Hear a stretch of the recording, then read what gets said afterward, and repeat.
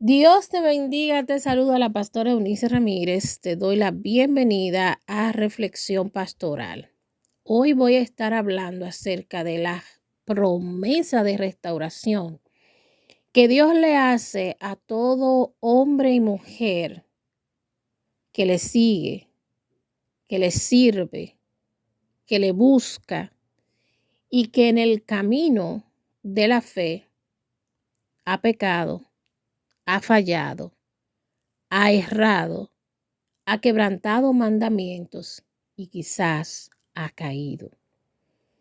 Se encuentra probablemente ahora mismo en el suelo, siendo objeto de acusación por el maligno, sumergido en todas las consecuencias de sus actos y probablemente siendo el motivo de burla de sus enemigos. A todos los que se encuentren, sean hombres o mujeres, en el pueblo de Dios, en una situación similar, la promesa de Dios está a su favor. Dios traerá luz a tu vida y Dios traerá liberación a tu vida. Quisiera abordar este tema desde Miqueas, capítulo 7, desde el verso 8 en adelante. Recordamos que Dios, en su trato con su pueblo Israel, tuvo que levantar profetas en diferentes tiempos con la finalidad de volver el corazón de su pueblo a Dios. Profetas eran usados como profetas sociales para denunciar las injusticias de los gobernantes, los malos tratos, las opresiones, la corrupción en el sacerdocio, la corrupción ante los mismos, dentro de los mismos profetas, de los gobernantes y la corrupción del pueblo. Y Miqueas es llamado como voz de Dios para hablar al pueblo de Israel en medio de una situación de corrupción moral, de crisis moral. El pueblo se encontraba de espaldas a los mandatos y preceptos establecidos por Dios, negando a Dios, quebrantando sus mandamientos y estatutos, y entró en una crisis de identidad y en una crisis moral. Dios levanta a Miqueas para que denuncie, declare, ponga en manifiesto esta realidad. Pero no solamente Miqueas denuncia la condición del pueblo, sino que declara el propósito de Dios. Le declara su condición, le declara el propósito de Dios de restaurarlo y le da pautas concretas de cómo comenzar a subsanar esa situación de crisis moral, espiritual que tienen. Y es interesante ver que frente a la crisis de corrupción moral del pueblo de Israel, reitero, Dios declaraba el pecado, los invitaba al arrepentimiento y a la humillación y les hacía la promesa de restauración si así eran consecuentes con la voz de Dios. Así que una de las mayores expresiones del amor de Dios que nosotros podemos ver manifiesto es en la capacidad que tiene nuestro Dios de comprender la vulnerabilidad humana y de reconocer la debilidad del hombre, y en medio de esa situación expresar su amor en misericordia, que hace posible declarar el pecado, llamar a arrepentimiento, que hace posible el perdón divino y que hace posible la restauración y nuevos tiempos. Eso es lo que pasa con el trato de Dios para con la humanidad. Y en específico vamos a ver cuando Miqueas declara la situación de corrupción moral en Israel. Vamos a ver cómo habla desde la voz del pueblo y desde la intención de Dios. Miqueas. Jehová trae luz y libertad. Miqueas capítulo 7 desde el verso 8 en adelante. Tú, enemiga mía, no te alegres de mí, porque aunque caí me levantaré, aunque more en tinieblas, Jehová será mi luz. La ira de Jehová soportaré, porque pequé contra él, hasta que juzgue mi causa y haga mi justicia. Él me sacará a la luz, veré su justicia, y mi enemiga lo verá, y la cubrirá vergüenza, la que me decía, ¿dónde está Jehová tu Dios? Mis ojos la verán, ahora será hollada como lodo de las calles. Y viene el día en que se edificarán tus muros, aquel día se extenderán los límites. En ese día vendrán hasta ti desde Asiria y las ciudades fortificadas, y desde las ciudades fortificadas hasta el río, y de mar a mar, y de monte a monte, y será asolada la tierra a causa de sus moradores, por el fruto de sus obras. Amén. En este pasaje nosotros estamos viendo una profecía de restauración, de liberación hacia el pueblo de Israel. Es importante que nosotros veamos que frente a la caída de un hombre y una mujer, de un justo y de una justa, están los enemigos, los acusadores.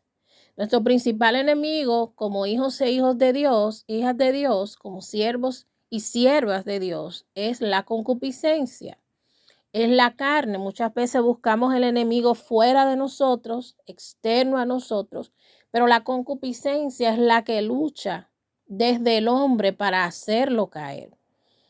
Así que una de las principales acciones que hacen que un hombre y una mujer falle delante de Dios es la naturaleza pecaminosa heredada, que no ha sido todavía dominada por el espíritu.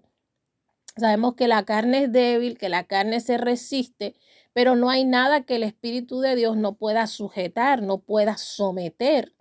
Así que si nosotros desde la obediencia a los mandamientos y preceptos establecidos por Dios, nos sometemos bajo el cuidado del Espíritu Santo, Él va a dar dominio propio, Él va a dar el control necesario, la obediencia y la capacidad para resistir las tentaciones.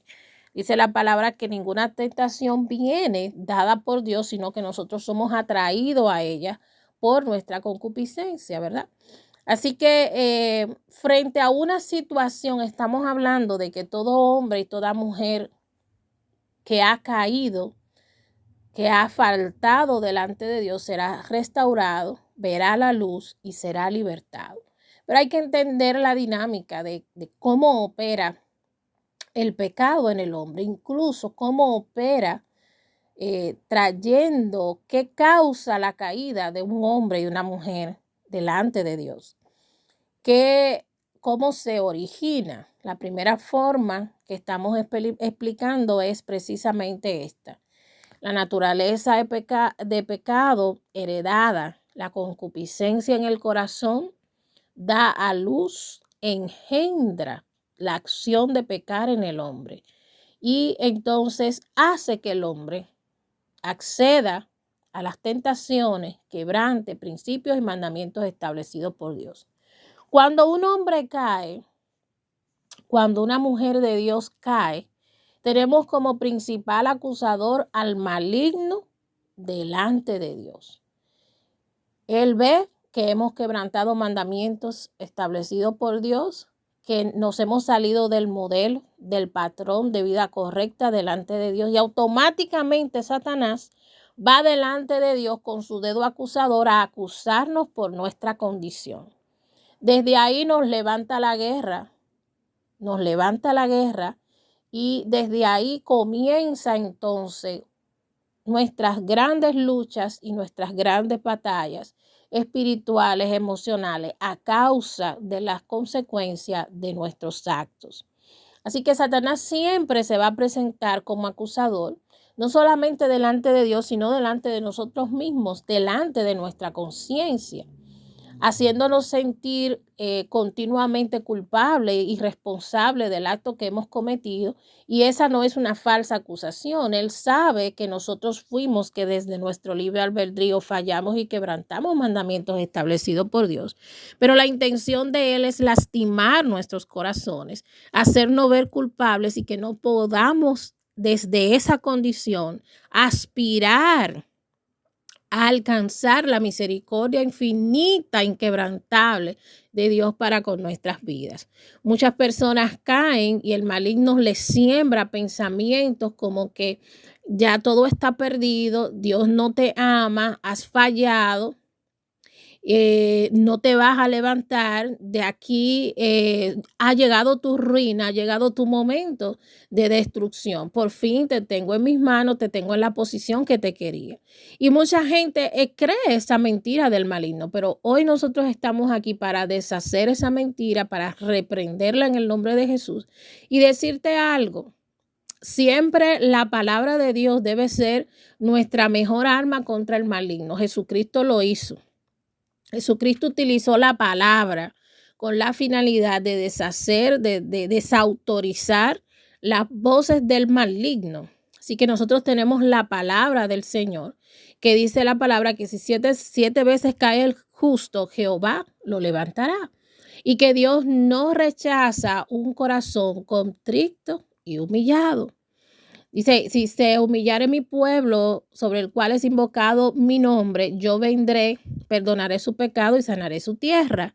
La palabra de Dios y los eventos que recogen el favor y la misericordia de Dios deben estar frescos en nuestras vidas, sobre todo para ayudarnos a prevenir caídas, pero también para ayudarnos a frente a cualquier tipo de caída, nosotros tener la capacidad desde la experiencia de la verdad que tenemos en nuestras manos de levantarnos y de desautorizar al maligno. Nuestro otro adversario, estamos hablando de 3 adversarios. Estamos hablando de la concupiscencia, que es nuestro enemigo interno. Estamos hablando del maligno, que no solo nos acusa delante de Dios, sino que trae opciones y las presenta como tentaciones para que nosotros fallemos delante de Dios. Y cuando lo hacemos, entonces nos juzga, nos señala y nos acusa delante de Dios como pecadores. Y los otros enemigos son hombres y mujeres que juzgan nuestra conducta allá afuera. Por supuesto, nosotros no podemos ignorar que somos cartas leídas, que nuestra vida diaria, nuestros pensamientos, ¿verdad?, que se manifiestan a través de nuestras palabras, lo que hay en nuestro corazón sale a través de nuestras palabras, sale a través de nuestra conducta. Otros la observan, otros las ven. Y yo les voy a decir algo, no hay una cosa que un hombre vea más y note más que una falta en otro hombre. Y la palabra te refiere a la hipocresía de este mundo, precisamente, que tiene la tendencia a mirar la viga o la paja en el ojo ajeno y no reconocer la viga que está en el propio ojo. Entonces, nuestros otros adversarios son los que ven y juzgan nuestro accionar. Se supone que si somos hijos e hijas de Dios, si estamos en el camino de la verdad, de la justicia, debemos andar en santidad, en luz y en obras de justicia. Por supuesto, cuando esto no ocurre, las personas que están a nuestro alrededor, que ven nuestro accionar, que ven nuestras palabras, que ven nuestras actitudes, pues también nos acusan. Y una de las tendencias es no solo acusarnos, sino que también nos acusan y nos preguntan cuando estamos en el suelo, ¿dónde está tu Dios?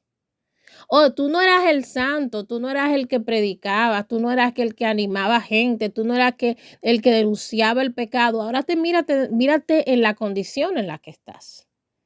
Mírate caído. Y hay mucha gente que el maligno lo utiliza contra los siervos y siervas de Dios que han caído para burlarse de ellos.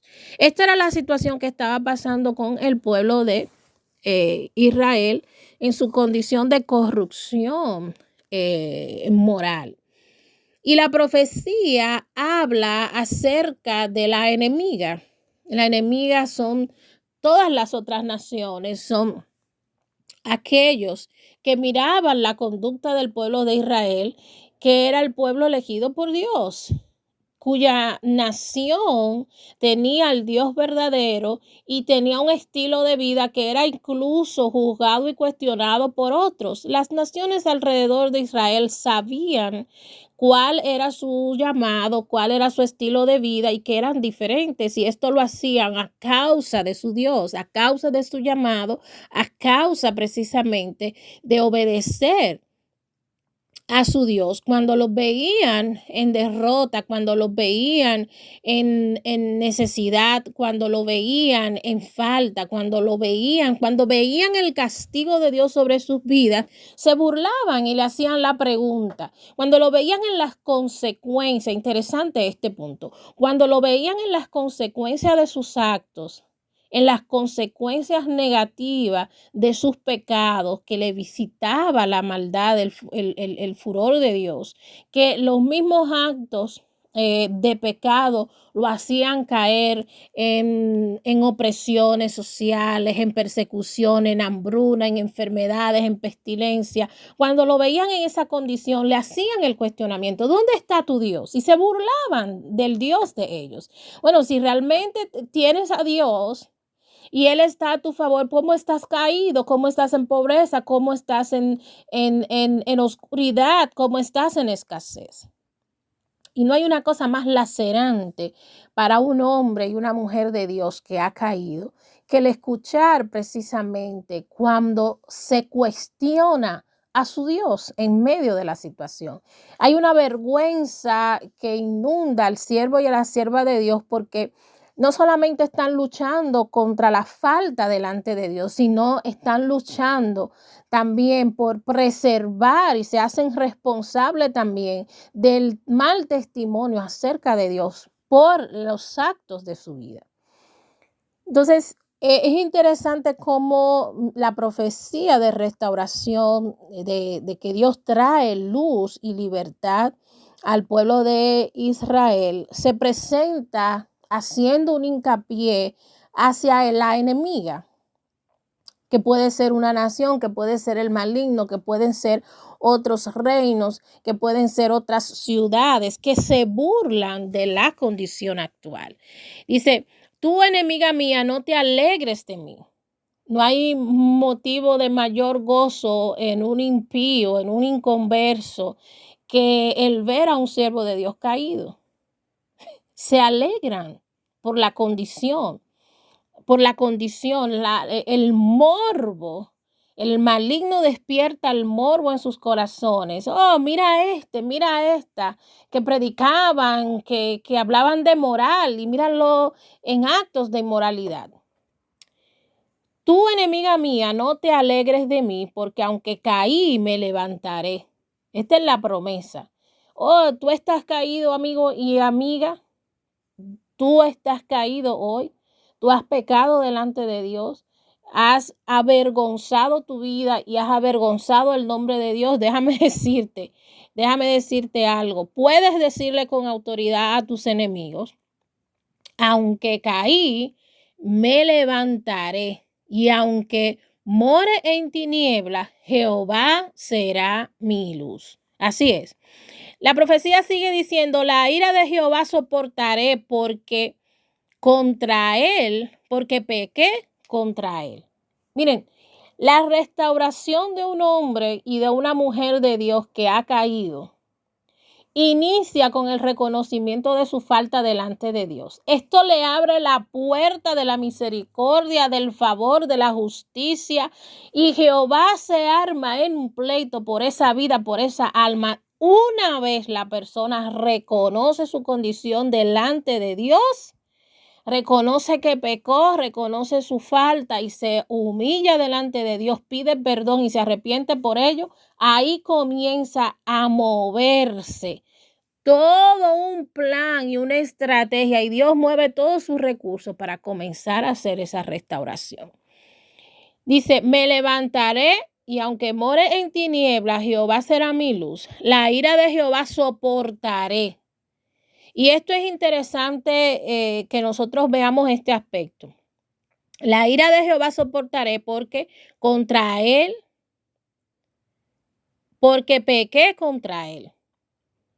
Miren, la humildad, la evidencia de un corazón contrito y humillado se expresa, número 1, en la capacidad de reconocer nuestra falta delante de Dios. Número 2, de asumir las consecuencias con las que Dios visita nuestras vidas a partir de su falta. Pero la misericordia y la justicia de Dios, esa ira se aplaca por amor. Pero nosotros no podemos darnos a la tarea de no querer soportar la disciplina, la corrección, las consecuencias que Dios entienda necesarias en nuestras vidas para nuestra sanidad, para nuestra libertad, para nuestro aprendizaje, porque cada experiencia de caída, Dios no busca que nosotros las repitamos después que Él nos levanta.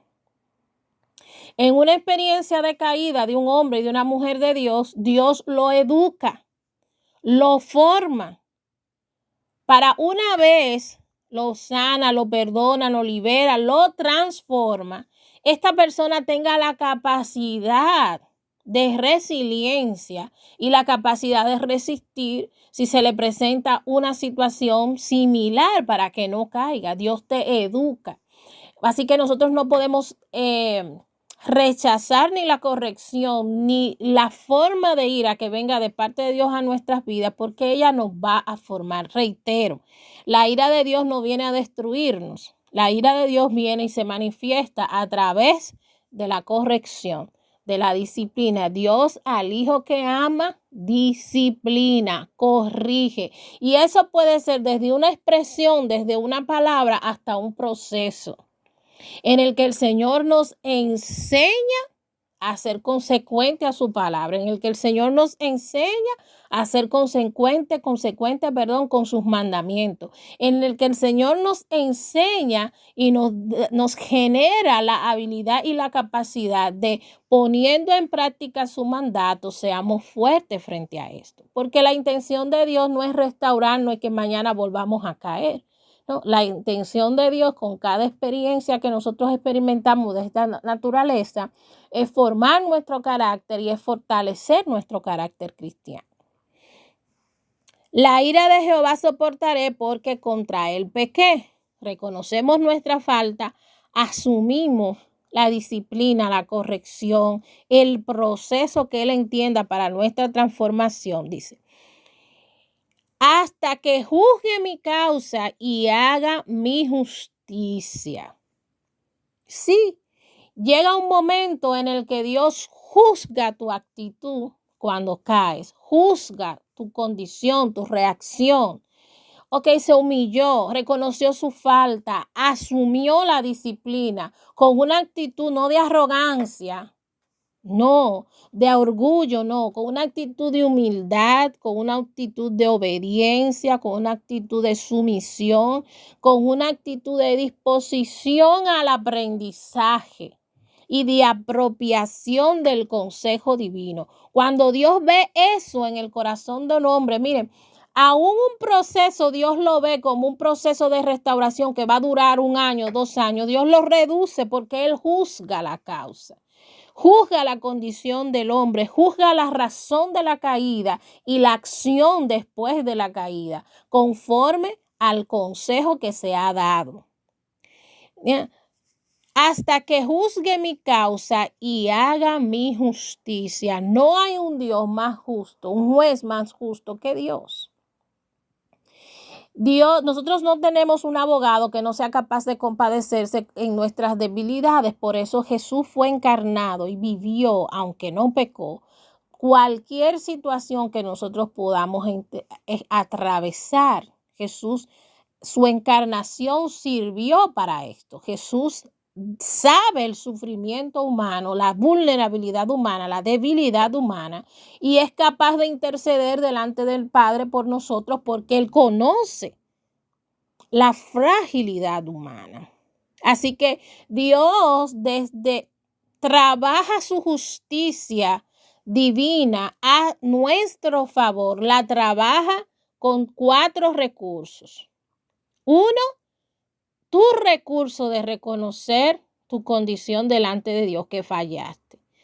Reconocimiento, arrepentimiento, la actitud frente a asumir la disciplina. Ya van 3. La actitud de asumir la disciplina y el nivel de humildad con el que se esté dirigiendo la vida y de responsabilidad delante de Dios y de apego a su palabra a partir de la restauración, a partir, del haber reconocido.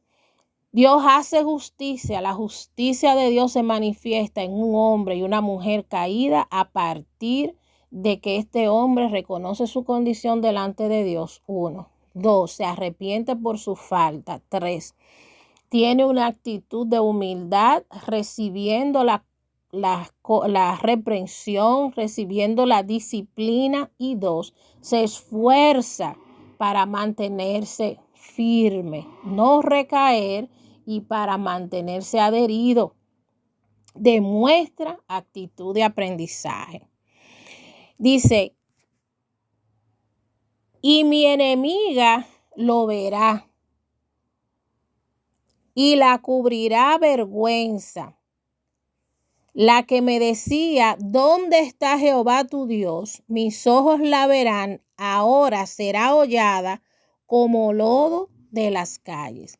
Miren, esta profecía es interesante porque lo que está hablando es que cuando yo viva toda mi experiencia interna de restauración, la justicia y el favor de Dios se va a notar, se va a hacer evidente, no solo en mí internamente, con la restauración, con el perdón, con la sanidad, con la unidad con Dios nuevamente, con el recobrar del ánimo, con la comunión plena nuevamente con Dios, con la santidad. No, se va a reflejar en el favor de Dios a mi vida. Porque ya no estaré con vergüenza, no estaré con culpa, no estaré caído. Las consecuencias de mis faltas, Dios en justicia las va a juzgar y va Dios a detener el mal que han traído a mi vida. Y seré restaurado y mi enemiga va a ver eso, va a ver la justicia divina. Y esto es esperanzador para ti. Yo he escuchado personas que han caído delante de Dios y usan este último argumento de desempoderados. Y lo voy a repetir otra vez. He escuchado a personas usar este mismo argumento después que han caído desempoderados. Cuando hablo de desempoderado es que es cierto que tus enemigos, el enemigo de tu alma, que se llama Satanás, y sus emisarios espirituales y la gente que se ha burlado de ti va a ver el favor de Dios en tu vida y le va a dar vergüenza. Van a ver tu bendición, van a ver tu bonanza, van a ver tu restauración, tu liberación, tu santidad, tu paz, y se van a avergonzar. Eso es cierto, esa es la promesa de Dios. Pero yo desde una condición de arrogancia, sin haber vivido mi proceso, no puedo declarar esa profecía y esa promesa como mía. Conozco personas que han fallado delante de Dios y salen a predicar y anuncian y llaman, Dios me va a restaurar y tú, mi enemiga, vas a ver mi levantamiento. Pero no han agotado el proceso. No hay restauración si no hay humillación. No hay restauración si no ha habido disciplina, si no ha habido una apropiación de un cambio, del cambio que Dios expecta.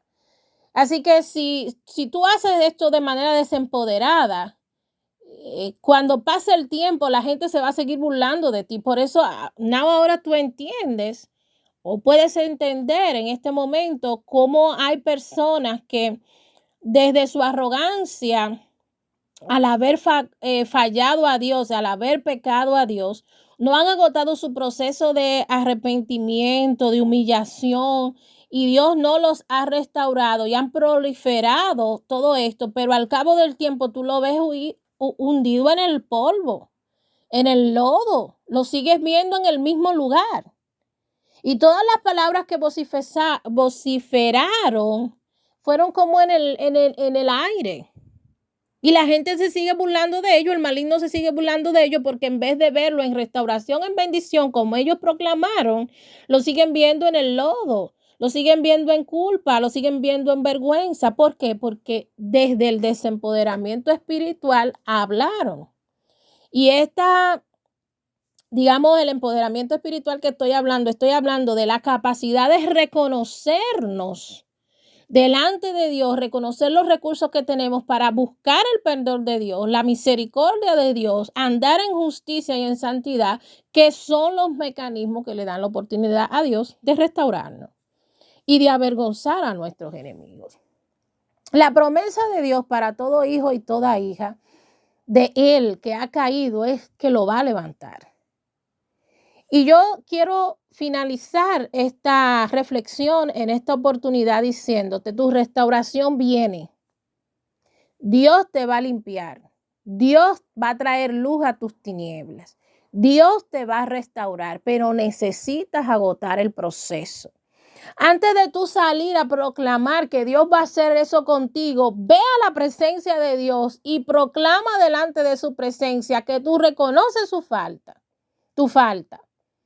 Que tú reconoces tu condición delante de Él, que tú te humillas y te pones a su disposición para que Él te corrija, te amoneste, te redarguya, te transforme, te discipline y te levante.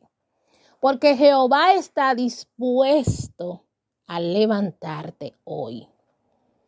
Jehová está dispuesto a transformar tus tinieblas en luz.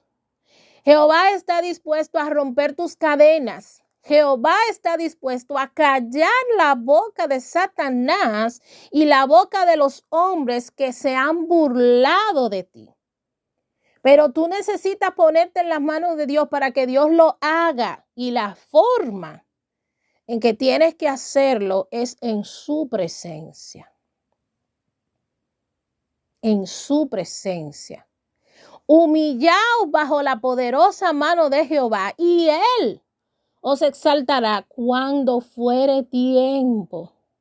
Entra en tu aposento y cerrando tu puerta, ora. La intimidad es un momento, si tú caíste, no es un momento de estar en el púlpito y peleando por estar en una posición y peleando por tu testimonio. No. Olvídate de lo externo. Olvídate de la gente. Olvídate incluso hasta del ministerio. Esto es un pleito contigo y con Dios y tú vas a ser victorioso siempre y cuando te pongas a sola con Dios. Y tu Padre que está en lo secreto te recompensará públicamente. Si vienes a la presencia de Dios desde tu caída, desde tu vergüenza, desde tu culpa, desde las burlas, y te pones en las manos de Dios, como debes ponerte, conforme a como te hemos educado en esta reflexión, yo te garantizo en el nombre del Señor que serás victorioso. Yo te garantizo que los que se burlaban de ti y te decían, ¡ea!, glorificarán al Padre por tu bendición, por tu restauración, por tu transformación, por tu cambio, por la libertad que Dios dará a tu vida y por la luz que iluminará todas las tinieblas que te mantenían tendido en el suelo. Voy a orar por ti para cerrar, para declarar sobre ti la actitud correcta en tu corazón, para que te pongas en las manos de Dios, para que Dios traiga luz a tu vida y te liberte. Y te levante aún más fuerte que como estuviste al principio. Oro por tu corazón, tomo autoridad sobre tu mente, sobre tus emociones y sentimientos. Y oro para que tu corazón en esta hora responda a la palabra. Y en el nombre de Jesús doy una orden para que tú te sometas a la voz de Dios. Y venga en el nombre de Jesús, del Espíritu Santo, la capacidad de contrición, de convicción de pecado y la capacidad de contrición de pecado. Y que tú reconozcas y te arrepientas por las faltas cometidas y te entregues sin límites y con confianza ante el trono de la gracia para tu salvación, para tu sanidad, para tu liberación, para tu restauración. Oro para que seas sabio en correr al trono de la gracia con rapidez. Porque este mismo año, en el nombre de Jesús, estamos a ley de un mes, de menos de un mes para cerrar este año. Este mismo año tu restauración puede ser hecha. Pero corre hoy ante el trono de la gracia. Corre hoy ante el trono de la gracia y Dios comenzará a transformar tu vida. Así que oro para que el Espíritu Santo te dé la capacidad de convicción de pecado, contrición, arrepentimiento y humildad para asumir el proceso de restauración y que abra tus ojos para ver que sobre ti viene la luz y el resplandor de Dios y la liberación prometida. Dios te bendiga. Nos vemos en una próxima reflexión pastoral.